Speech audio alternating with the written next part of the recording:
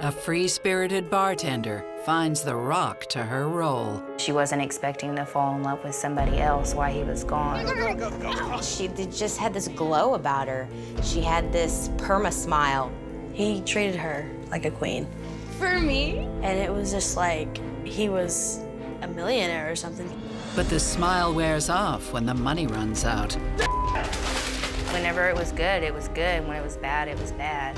It was very fast. It was very intense. Better yet, get a job! And it was like wildfire. And they exploded all over the place. That is definitely a scream that will live in my head forever.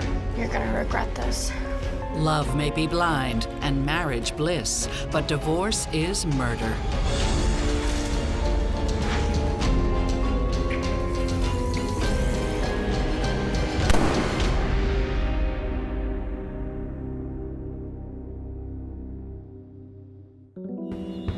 It's New Year's Eve, 2009, and 22-year-old Cassie Galonen has a bad case of the blues. Her second marriage to a touring musician named Steve is in tatters. Well, she loved him, but I don't think she liked it because she never got to see him.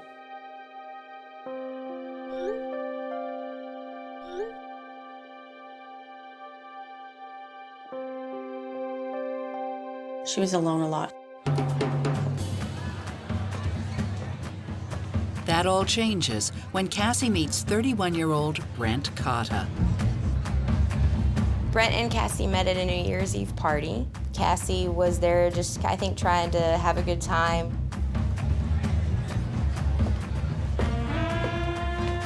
You, sir, have exactly what I'm looking for. Are you married? My husband and I have an agreement. They had decided to have an open relationship while he was gone. She thought maybe if she made the relationship open, that the relationship would last through the tour. What kind of agreement? Well, I can dance with strange men in bars, for starters. He wasn't really her type because she had a type. And Brent was just this guy. He was a normal guy. He wasn't as, I don't know, weird as her. That doesn't matter to Cassie or Brent. Their attraction is instantaneous. It was very fast. It was very intense. And it was like wildfire. Brent's divorced with 3 kids he has every other weekend. He was a great father. He was very proud of his children. Okay, so she's gonna be here any second, right? Now I want you all to be nice, okay? Because she's really cool and Daddy really likes her. Okay. Okay? Cassie and Mr. Socks really like your daddy, too. Let's just hope that Mr. Socks likes the kids, or else deal's off. So when Cassie met Brent, she met his kids, and they basically grew into each other.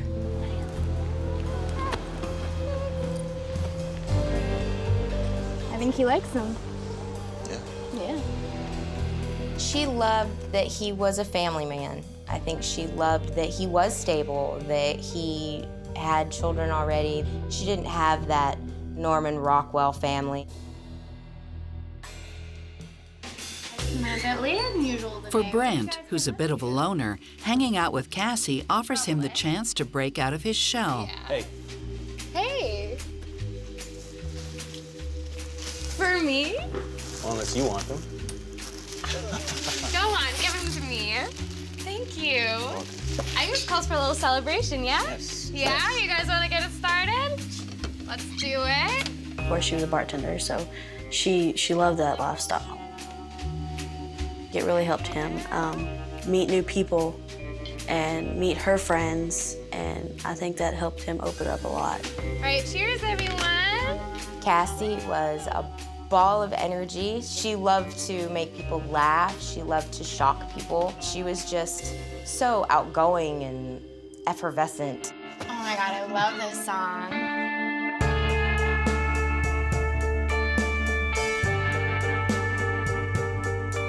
Brent, he really loved Cassie. That was evident. And she also loved that he loved her so much and that he was so accepting of her wildness and her fun. Come on, come on. She's got a huge personality. She did everything once and the cool things twice. But Brent was a quieter, you know, he was just kind of a more quiet.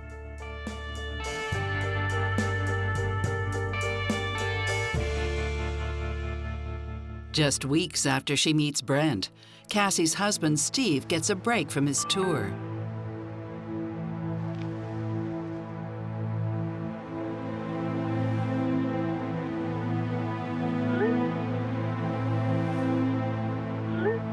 When Steve came back to town, Cassie was, you know, kind of in the midst of this relationship with Brent and was trying to figure out, you know, what she really wanted. She wasn't expecting to fall in love with somebody else while he was gone, and that's what ended up happening.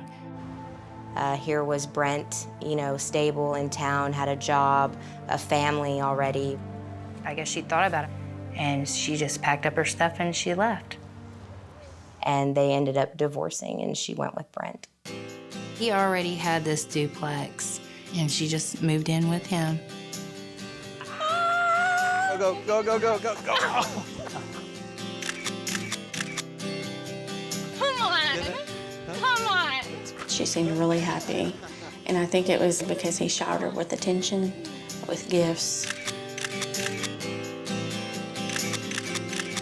And I think that all had to do with he was living off of the expected settlement.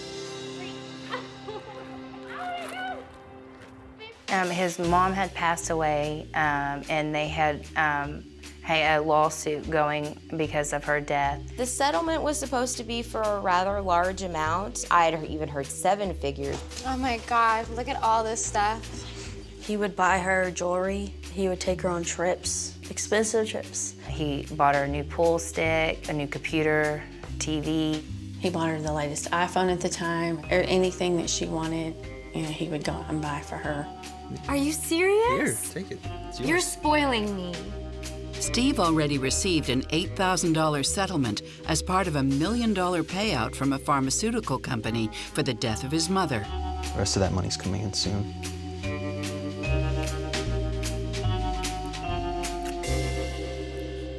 But after a few months living together, some of their differences become too obvious to ignore.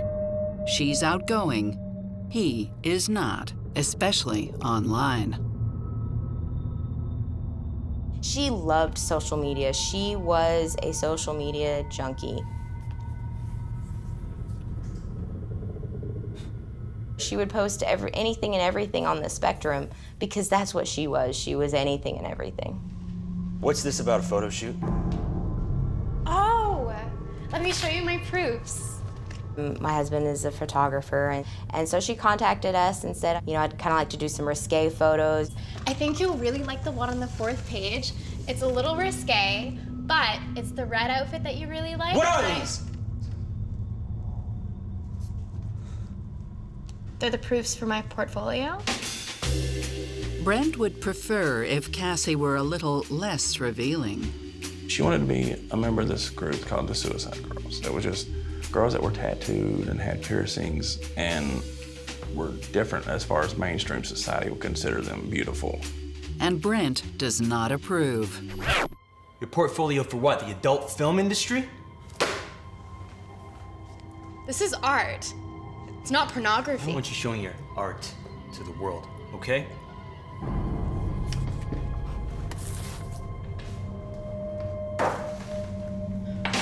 Psychotherapist Stacy Kaiser and forensic psychologist Brian Russell see a flame so bright it could burn out.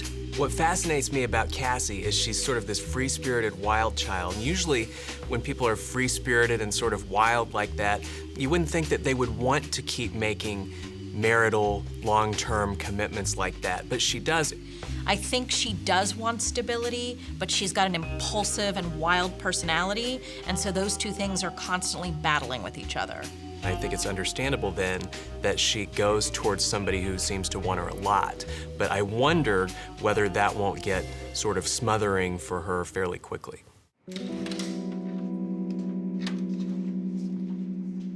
Hey. Hey. Come here. I'm sorry I overreacted.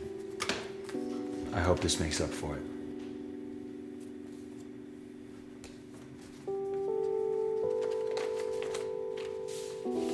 LA?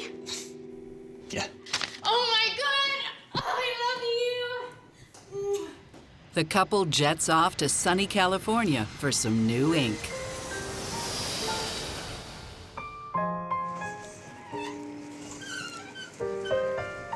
How about a toast, Cass?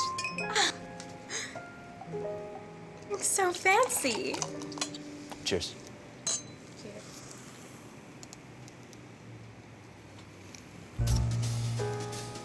Yeah, I've been meaning to ask you something. Will you marry me? Yes. Yeah? Yeah. Yeah? Yeah. Great. Yeah? He bought her a very large engagement ring. I think it was like 2 carats, maybe. I remember seeing it and going, okay. He knew what to do as far as keeping her attention, keeping her right there.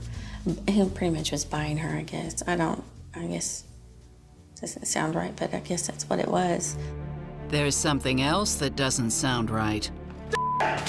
Bad news that changes everything. Did I ever witness it? No. Do I think he did? Yes. So I just remember her telling me that they showed up and the police were there.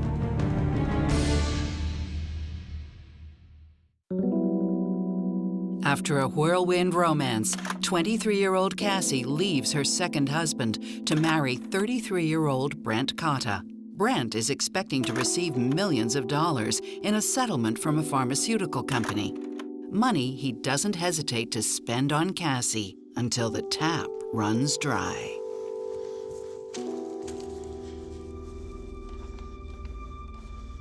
I know that he first thought it was going to be a huge amount of money. A few million, about 4 or 5, I think. If my memory serves me right. And when it come right down to it, and he finally got the settlement, it wasn't anywhere near that. What's up, honey? Brent learns that the $8,000 payout is all he's going to get. It was much, much less than either of them anticipated, or at least that either of them led other people to believe. Well, I guess no more diamond bathtub for Mr. Socks then. After months of careless spending, Brent is deeply in debt. It's hard to know exactly why Brent misconstrued the settlement. Maybe he had sort of created a fantasy in his head. Maybe he didn't thoroughly read paperwork or wasn't paying attention during a discussion. But the bottom line is, he did make conscious decisions to spend money that he didn't have, and that was a mistake. I think there's also a possibility that he was exaggerating or even straight up fabricating it because he felt like he needed to be wealthier to keep Cassie. If Cassie really is connecting with Brent because of the money he's spending on her, if that money goes away, the relationship could fall apart. But Cassie immediately steps up. She ended up pawning the computer that he bought her, the tablets that he bought her. She pawned the engagement ring. Pretty much everything that he bought her, she ended up selling. I think the only thing that she kept was the pool stick. She just mentioned that she hoped that it really didn't affect much. Because to her, money, it wasn't about money. She just wanted a life with a husband and children. And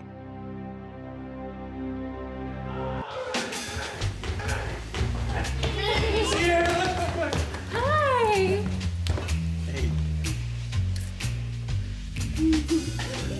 And so, the couple elopes. He got her name put on the inside of his ring finger, and she got his name put on her ring finger. She announced it on Facebook, and I was like, oh, that's nice. Congratulations. They didn't go on no honeymoon or anything like that. I think they just went out to bars and just drank. But the bad news keeps on coming. Brent's days in the oil and gas industry are getting longer and harder.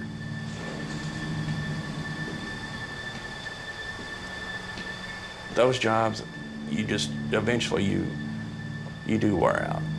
You've got to be completely on your game all the time, or you just run a $500,000 well that company's responsible for. To stay on his game, Brent finds a little chemical helper. Crystal meth. We did it to stay awake. Because the more jobs you do, the more money you make and more bonuses you get.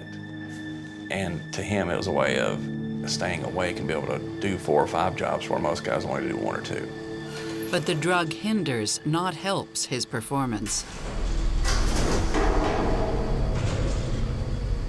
He had gotten so bad at one point that they had to take him aside and slowly give him sips of water, and he began to respond.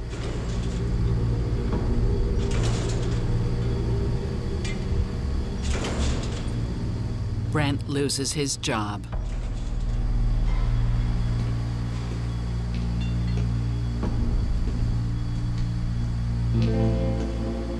I think you come to the aspect that if he stayed there, then meth was going to be a huge part of his life, and he didn't want that. Cassie doesn't want that either. She was that conflicted person inside. Do I stay away because this seems to be progressing, or can I save him? We're gonna make it work. In her heart, she thought she could actually, at that point, save him. We're gonna make it work. That's when she started working more. She worked a lot of nights and some afternoons. She still had a family to take care of, and I mean, she worked endlessly to make sure they had money for food, to make sure their bills were covered.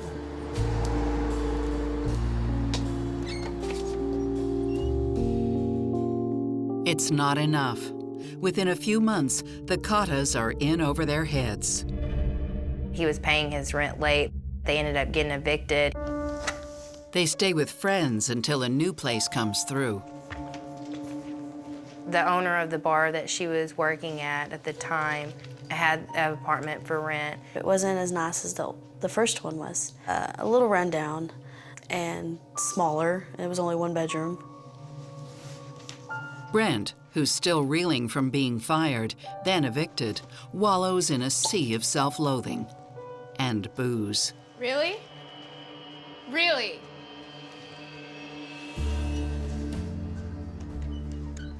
Alcohol was his choice of drug. I heard that alcohol was starting to consume him again. The fact that Cassie's a bartender doesn't help matters. Hey, barmaid, can I get a drink over here? I'll be right back. He just always was there. And she's still working all the time. And him sitting at the bar, getting drunk. This one's not on the house. He would just sit there. Of course, being a waitress in a bar, you've got to be bubbly, you've got to be a little flirty. And he wasn't happy at all the guys that would come and just drink because she was there. Brent didn't like the attention she was getting from everybody else. At this point, even her tips are starting to slip because Brent was literally like sitting at the bar, staring her down. And if he thought that a guy was looking at her, he would scoot over closer to intimidate them. One person who seems impervious to Brent's presence is Cassie's new friend, Billy. It wasn't anything serious. She was just having fun with him.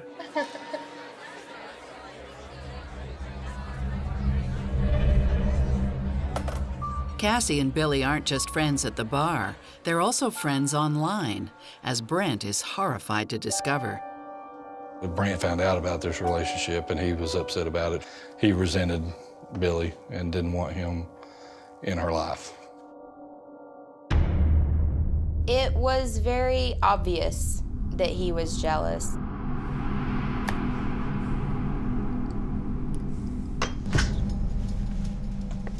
Hey, hon. Billy, huh? Who is this guy?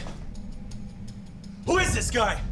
Are you creeping me? I asked you a question! Are you creeping me? I asked you a question! You better get out of my face or else I'm gonna lose it, okay? I'm going outside for some air. Do it. Do whatever you want. Things got heated with Cassie and Brent, and I think it got a little out of control.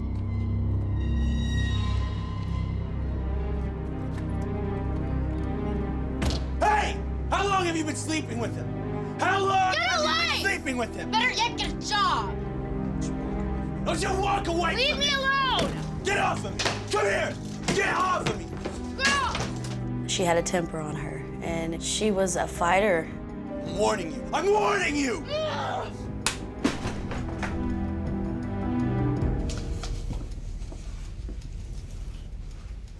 You're gonna regret this. Well, I think the neighbor is the one that called because she had to crawl over there because he had beaten her so bad. For Cassie, it's the final straw. She said we had a fight and it got out of hand, and I will never let him lay hands on me again. Another for good luck? They had thought that maybe he was the last person that she was with.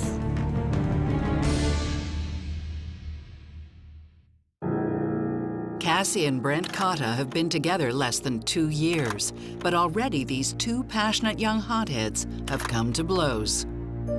In December 2011, Cassie decides she's had enough. She wants a divorce. I don't even want to hear about it. She said we had a fight and it got out of hand, and I will never let him lay hands on me again. Brent better not be here when I get off work tonight. She did tell me she was leaving him because she didn't want to do it anymore.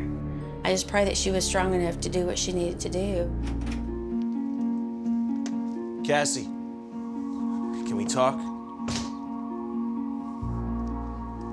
Cass.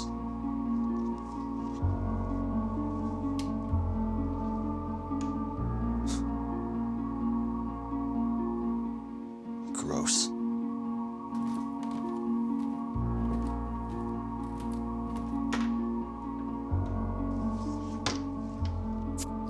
But nothing much changes in the Cotta household.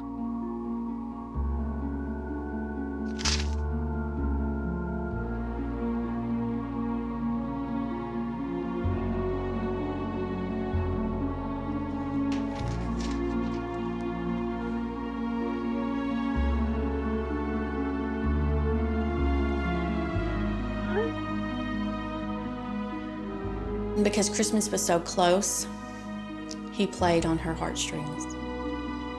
You know, what about my kids? You know, I don't have any place to go.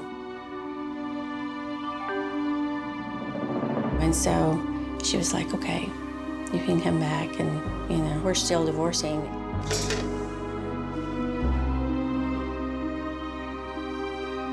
Mr. Socks.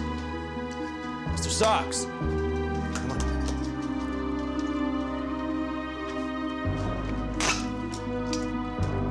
And they hadn't gotten a divorce, but they were basically separated, but still living in the same house. And that's what led up to everything.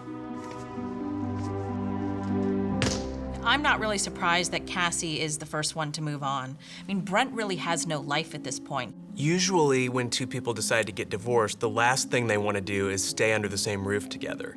And so it's interesting to me that Brent wants to stay under the same roof with Cassie. So he probably thought that staying under the same roof with her gave him the best chance of preventing her from moving on. Long enough, hopefully, to him to get her back. And this does worry me because of the alcohol abuse, because of the jealousy, because of the violence. Those things are still all in play, even though the two of them decided to split up. And so that combination can be literally a deadly mix. Christmas comes and goes, and so does Mr. Socks. Mr. Socks? Mr. Socks? Mr. Socks! Sorry, Cass. I let him out of the house for a pee like usual. I'm sure he'll be back soon. That was her baby. She loved Mr. Socks. And then he just disappeared one day. Mr. Socks? Mr. Socks? Cassie is devastated. Brent is too, but for an entirely different reason. Cassie is spending less and less time at home. 2S. Woo! Woo! Woo! She had left him at her house to visit with his kids, but he didn't like that, and he started drinking.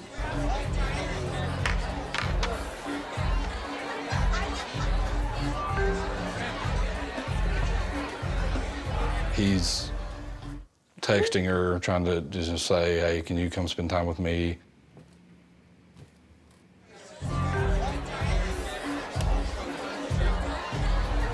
Another for good luck.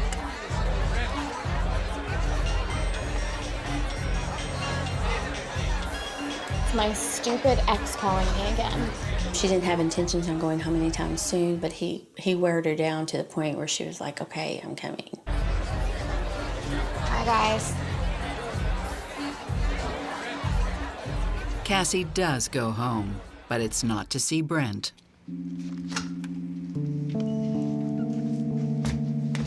Hey, you came home. Not for you, because this is ridiculous. I came for my tequila. I'll see you later. Where are you going? Where are you going? To a party with Billy, if you must know. Cass. He still very much wanted Cassie in his life. He still wanted to be married, and he was fighting to keep her, and she was not interested.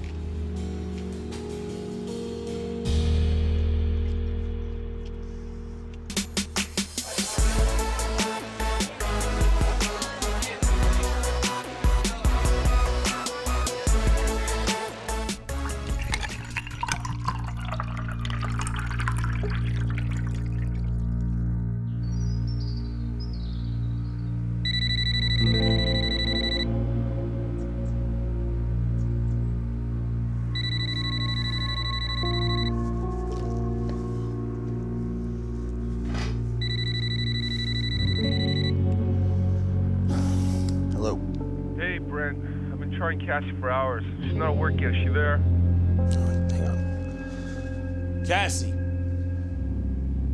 Cassie! No, she's not here. If she shows up, tell her she's late for work. Yeah, okay. And Brent called me at 4:30 and said, hey, have you seen Cassie? She's not at work and she didn't come home last night. What? You two had a fight again. No. I'll talk to you later, okay? No matter how crazy the night before was, she always worked. And she didn't show up, and that was when it got a little weird. And I started calling her cell phone and went straight to voicemail. This is Cassie, think fast. And I kept texting and calling and calling and texting till the point it was full. Nobody's seen her since Friday night. So everybody just really got this sinking feeling that something was terribly wrong that was close to her. Because there was no activity on Facebook, there was no communication at all.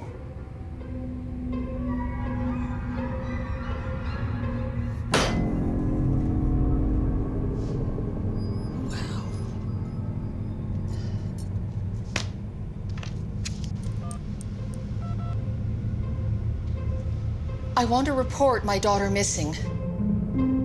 The police can't help. And at this point in time, technically she wasn't missing for 24 hours. New Year's Eve it's a full-blown excuse to have a wild party. Maybe she had too much that night. Maybe she lost her phone. Maybe she doesn't want to talk to anyone.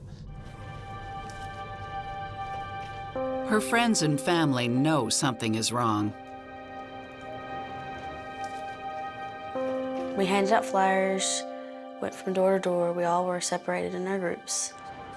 Brent is with them too, every step of the way. Everybody came together, and a lot of her friends and a lot of my friends, and we just set up a point and just started searching. I was wondering if we could leave these here. He looks completely distraught. He had these bags that was underneath his eyes. It was just so black, and you could just tell that he was completely messed up, out of his mind. He was like, no, I just want my wife back. We just wanted to come home safe. That's all we're focused on. The world is out there, but we need to look further. Please, help us. Everyone pitches in, except Cassie's new friend Billy, who is nowhere to be found. They had thought that maybe he was the last person that she was with. But before they can track Billy down, they'll make one very sinister discovery. Somebody's like, that looks like a fresh grave. You could tell by her concern that she really felt like something was wrong.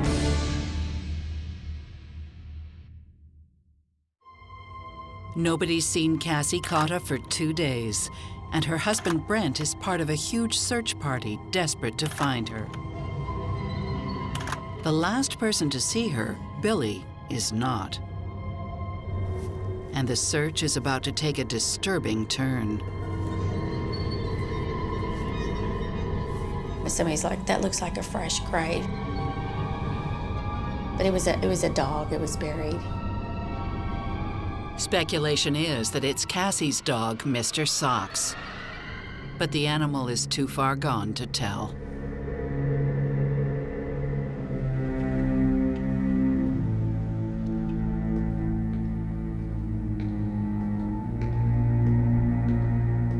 Cassie's family is frantic. Hey, how are you? Okay? I'm gonna tell them everything, all right? I'll talk to you later.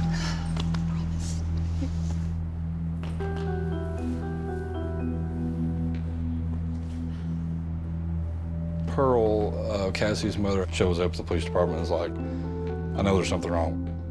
The police turn to Brent for any information he might have. When was the last time you saw Cassie? She left with this Billy guy on Friday night.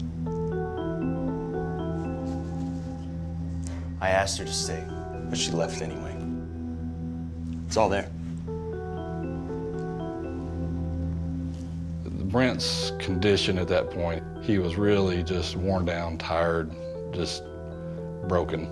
Brent said that she went with Billy to a party in Alma.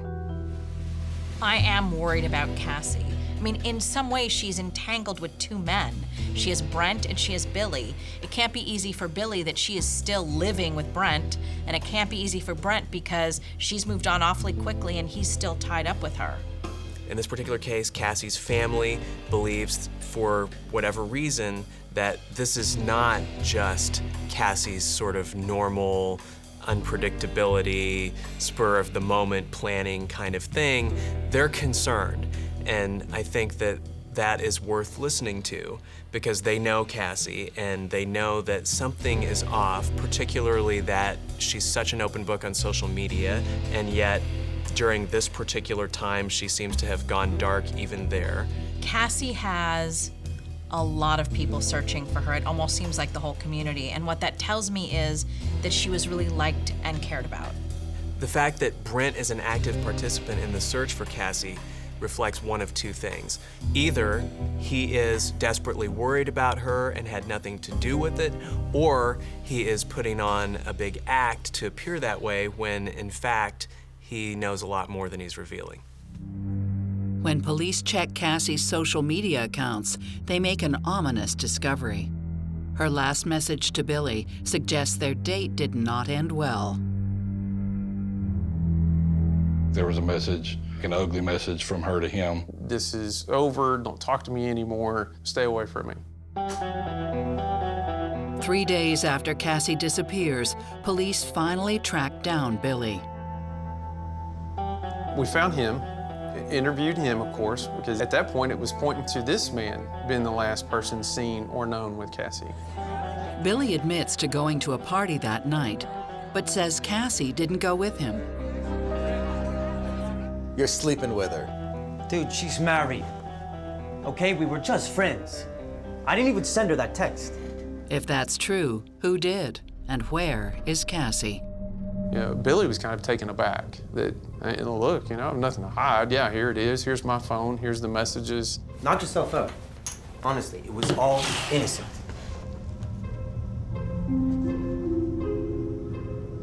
They weren't in that kind of relationship where they would have anything to fight about. Billy's alibi, that he went to the party alone, checks out. He's still technically a suspect, but we were kind of moving on at that point. Police shift their attention back to the other man in Cassie's life, Brent. He and Cassie documented their every move on social media. Investigators are about to discover what really happened to Cassie Cotta. There's no reason for anybody to be out that way. There's no houses, there's no buildings. Cassie pulled a knife.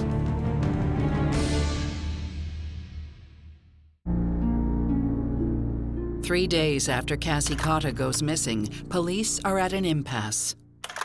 So they take a second look at the breadcrumb trail she and her estranged husband left on social media.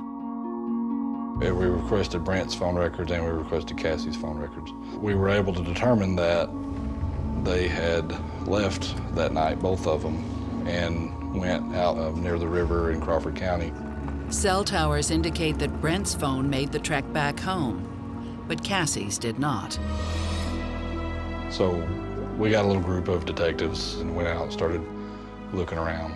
There's no houses, there's no buildings, there's no reason for anybody to be out that way. So we could see that they had both gone out that way, and then Cassie stayed and Brent came home. We started looking and then we were just like, there's just no way. There's no way 10 people are gonna search this area and find anything. All right, let's go. Let's just get out of this. Just go. Just do it.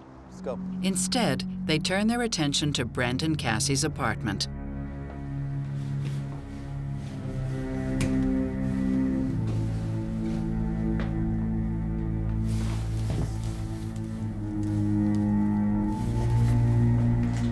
It was a pretty dirty apartment, and it had obviously not been cleaned.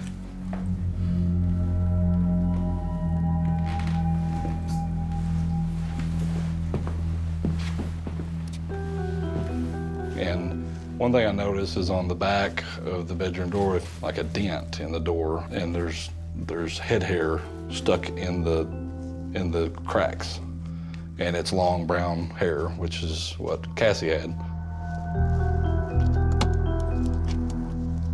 More hair is found in the trunk of Brent's car. And so we photographed that and collected some of the hair out of it to send off to the crime lab to be analyzed. I think we got it.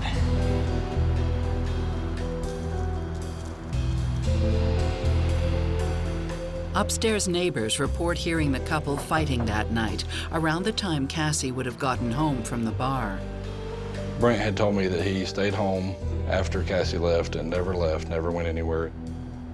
So I talked to the neighbor. She told me that Cassie had came home the night that she went missing, and that she could hear the two of them arguing. And then it stopped. After 30 minutes or so, Brent's vehicle was backed up to the door of their apartment. That was a big deal, that she had heard them fighting and that they had seen him leave, and the car was backed up to the door. So went and got Brent and brought him to the police department. Look, I'm not asking you to confess. Just help us locate the body. For her mom. For her family. Just kind of played on his emotions and played on his feelings, and it worked out. Basically, I told him I didn't want him to confess to a murder. I just wanted him to take me to the body so we can get her buried and do the proper thing with her. All right. I'll show you.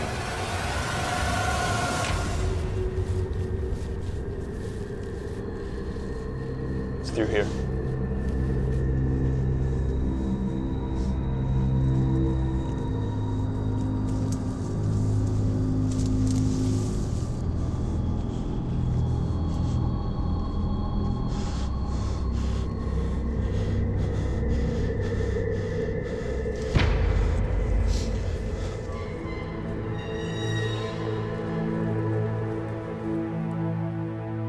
The detective called me and he said, we have found your daughter's body.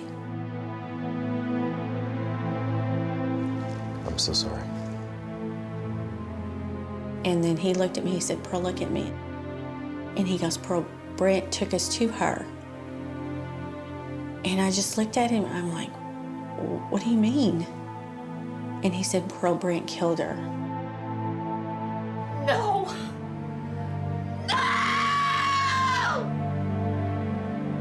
That is definitely a scream that will live in my head forever.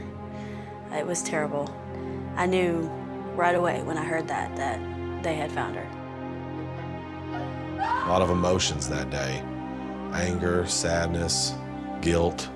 I mean, I ran the gauntlet of emotions that day. It was tough. Faced with all this evidence, Brent is taken into custody, where he confesses to killing Cassie. He claims it was self-defense. He was trying to get Cassie to come back home, and finally she agreed. And they get into an argument in the house. Came back. Not for you. See you later. Where are you going? To a party with Billy, if you must No, know. you're not. No, you're not. No, you're not. Don't touch me!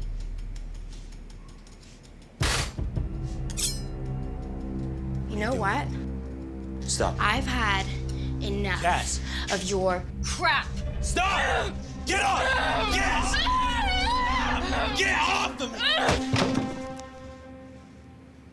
Cass. Cass! And he said he tried to revive her and couldn't. But the coroner says otherwise. It was strangulation, pure and simple.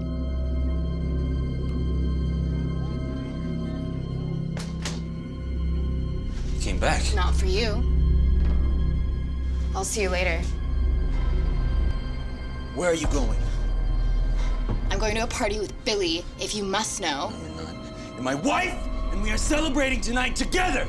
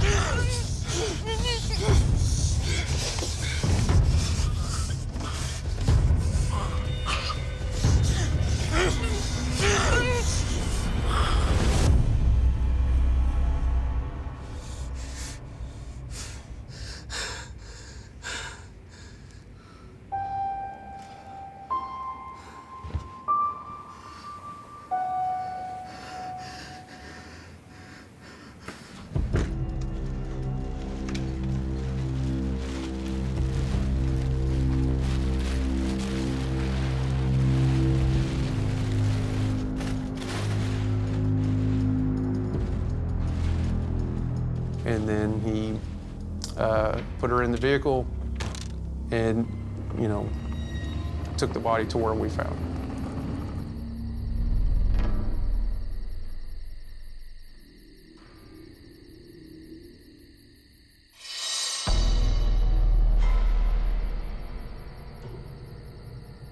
Then, pretending to be Cassie, Brent messaged Billy. He wouldn't admit to strangle her. He did admit to sending messages back and forth from him to her and her to him on their phones. The motive is an old one.